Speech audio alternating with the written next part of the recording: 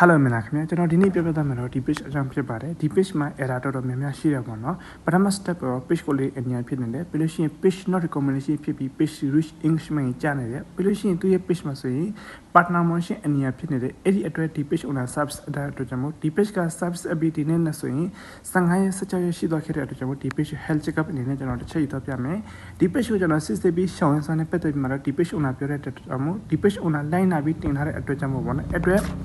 ဒီဘက်က menu တစ်ချက်ထောက်တော့မှကျွန်တော်ဒီ professional dashboard တစ်ချက်ထောက်တော့လိုက်ပါမယ်ပြီးလို့ရှိရင်ကျွန်တော်နည်းနည်းအောက်ဆင်းသွားလိုက်မယ်နည်းနည်းအောက်ဆင်းသွားပြီးဆိုကျွန်တော်ဒီမှာ page recommendation ကျွန်တော်တစ်ချက်သွားကြည့်လိုက်ပါမယ်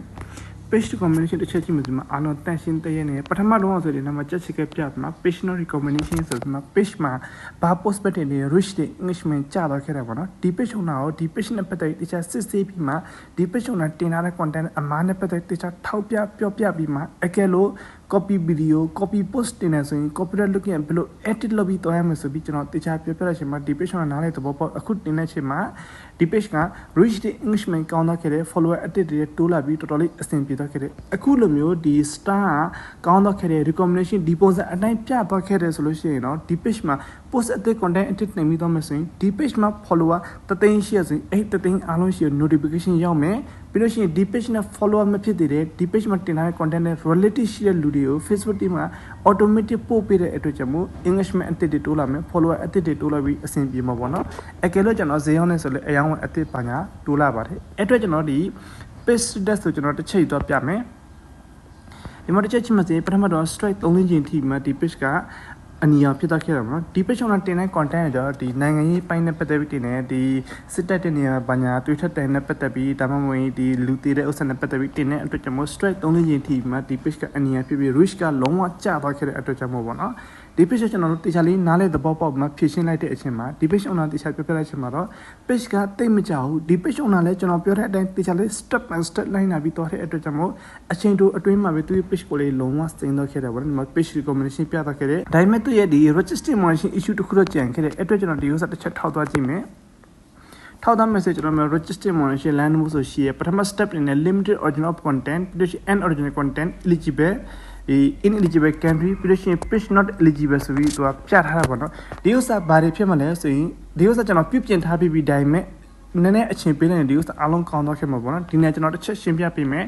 limited original content ဆိုတော့ကျွန်တော် page မှာ ကိုယ်ပိုင် content မဟုတ်ပဲ third party ရခွင့်ပြမရှိပဲသူများ content တွေ download ဆိုပြီးတင်တယ်တခြား edit မလုပ်ပဲတင်တယ်ဒါမှမဟုတ် page မှာတင်ထားတဲ့ content တွေကို page admin page owner ကိုယ်တိုင်အခြား group ပေါင်းများစွာမှာထက်ကတလဲလဲ sharing လုပ်တဲ့အတွက်ကြောင့်မို့ limited original content ဆိုပြီးလာတဲ့အတွက်ကြောင့်မို့ဒီဥစ္စာနဲ့ပတ်သက်ပြီးလုံးဝလုပ်လို့မရဘူးကို page မှာတင်လို့ပြီးသားခဲ့တဲ့ video လုံးဝပြီးသားခဲ့ပြီးပြန် sharing လုပ်လို့မရဘူးပြန်ဖွင့်ကြည့်လို့မရဘူး internet တစ်ခုတည်းသုံးပြီးအခြား device တွေနဲ့ဖွင့်ကြည့်တယ်မျိုး sharing လုပ်တယ်မျိုးလုပ်လို့မရပါဘူးခင်ဗျာနော်ကျွန်တော်တို့အစစ်အမှန်က real content ဖြစ်ရပါမယ်ပြီးလို့ရှိရင်ကျွန်တော်ဒီ ineligible country ဆိုတဲ့ဥစ္စာတော့တိတ်ဆိတ်ဘူးစားမရှိပါဘူးကျွန်တော်တို့ဒီမြန်မာနိုင်ငံ admin ရှိတဲ့အတွက်ကြောင့်မို့ ineligible country ဆိုဖြစ်တော့ခဲ့တယ်ဒီဥစ္စာကျွန်တော်တို့အားလုံးစိမ့်တော့ခဲ့လို့ကျွန်တော်အဆင်ပြေတော့ခဲ့ပြီဒီဥစ္စာတစ်ခုပဲကြံခဲ့ပြီဆိုရင်ကျွန်တော်တို့နိုင်ငံခြား admin ပေးပြီးနိုင်ငံခြား admin က post link က post တင်လိုက်မယ်ဆိုဒီဥစ္စာ automatic ပြောက်တော့ခဲ့မှာပေါ့နော်ပြီးလို့ရှိရင်ဒီဥစ္စာလည်းအားလုံးပြောက်တော့ခဲ့မယ်အဓိကတော့ဒီ page မှာတင်တဲ့ content က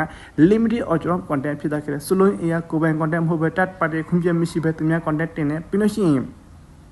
page ရဲ့ significant ကိုချိုးဖောက်တယ်ပေါ့နော်ပြောမစင်အခုနပြောတဲ့အတိုင်း dead body နဲ့ပတ်သက်ပြီးတင်တယ်လူသေးကောင်နဲ့ပတ်သက်ပြီးတင်တယ်ကြည်စံထိမှန်တဲ့ဥစ္စာနဲ့ပတ်သက်ပြီးတင်တယ်ဒီတူတယောက် talent စင်မှန်ဥစ္စာနဲ့ပတ်သက်ပြီး violate ဖြစ်တဲ့ content မျိုးတင်ပြီးတော့ခဲ့တဲ့အတွက်ကြောင့်အခုလိုမျိုးဖြစ်သွားခဲ့တာပေါ့နော်ဒီဥစ္စာနဲ့ပတ်သက်ပြီးသိမကြခင်အားလုံးပြန်ကောင်းတော့ခဲ့မယ်အချိန်လေးနည်းနည်းစောင့်ပြရမယ်အခုလောလောဆယ်မှာဆိုသူ page မှာ page recommendation နဲ့ on ဖြစ်လာခဲ့တဲ့အဓိက process ကျွန်တော်ဒီ page quality အနီရောင်နဲ့အစင်းရဖြစ်သွားခဲ့ပြီးအခုဒီ page မှာတင်လိုက်တဲ့ post content နဲ့ richly English မှာ totally ကောင်းလာခဲ့ပြီးအတွက်ကြောင့်ကျွန်တော်ဒီ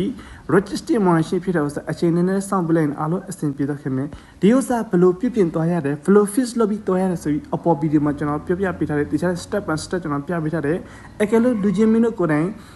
်လောက်တက်ချင်တယ်ကိုယ်တိုင်ပြုပြင်ချင်တယ်ကို page ကိုလောက်ချင်တယ်ဆိုရင်ကျွန်တော်ရှိမှတင်တန်းတက်ပြီးကိုယ်တိုင်ဖြည့်ရှင်းသွားလို့ရတယ်တင်တန်းတက်မှဆိုရင်ကျွန်တော်ဒီ page နဲ့ပတ်သက်ပြီးအစအဆုံး page ကိုလည်းအနီရောင် over ရောင် page error နဲ့ပတ်သက်ပြီးအားလုံးပါတယ်ပြီးလို့ရှိရင် string address နဲ့ပတ်သက်ပြီး ပြီးလို့ရှိရင်ကျွန်တော်တို့ IS နဲ့ပတ်သက်ပြီးအားလုံးပါတာမဟုတ် IS ဆိုတော့ကျွန်တော် string address နဲ့ပတ်သက်ပြီးအားလုံးပါတယ်ဗီဒီယိုနဲ့ step by step ကျွန်တော် group မှာတင်ကြပေးတယ် page quality အနေနဲ့ဖြစ်တဲ့ဖြည့်ရှင်းမှာဆိုရင် page quality အနေနဲ့ဖြစ်တဲ့ဗီဒီယိုမှာ affiliate link affiliate မှာစတာဗီဒီယိုမှာဆိုရှောင်းဆန်နဲ့ပတ်သက်ပြီးလောက်ပေါ်လုံးနဲ့ပတ်သက်ပြီးအားလုံးအသေးစိတ်ကျွန်တော်ပြပြပေးထားတဲ့အတွက်ကြောင့်မို့လူချင်းမျိုးတို့အားတဲ့ချင်းတင်ထဲမှာ join လုပ်ပြီးကိုကိုနဲ့ဖြည့်ရှင်းသွားလို့ရတယ်ဒီနေ့ဒီလောက်ပဲအားလုံးကျွန်တော်ကျေးဇူးတင်ပါတယ်နောက်တစ်ခုဗီဒီယိုမှာဒီထက်ကောင်းတဲ့ quality ကိုကျွန်တော်တင်ပေးသွားပါမယ်အားလုံးကျွန်တော်ကျေးဇူးတင်ပါတယ်